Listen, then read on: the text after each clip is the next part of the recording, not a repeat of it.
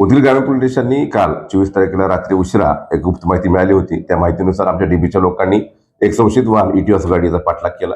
त्याच्यामध्ये आमच्या लोकांनी जेव्हा ती गाडी संशयित कार थांबवली, 2 वाहनं आमच्या अडवून आणि त्यामध्ये एक आरोपी ताब्यात घेतल्यानंतर पाहणी केली असता सदर वाहनामध्ये जवळपास 2.5 लाखाचा विमल गुटखा आणि इतर तंबाखूजन्य पदार्थ असे 3 लाखाचा जवळपास गुटख्याचा मुद्देमाल आम्ही जप्त केलेला आहे.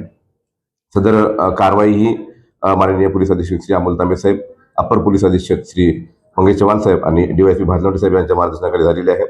यामध्ये आमच्या डीबीचे अंमलदार श्री राम बोनसडे, नामदेव चेवले, डेबेटवार, नारागुडे, गोरपडे या लोकांनी या ठिकाणी मेहनत घेतलेली आहे आणि सध्या याच्यामध्ये गुन्हा दाखल करण्यात आलेला आहे 93/26 प्रमाणे आणि एक आरोपी सध्या अटक करण्यात आलेला आहे. त्या सदर आरोपीची PCR घेऊन आम्ही त्यामध्ये कसून चौकशी करत आहोत.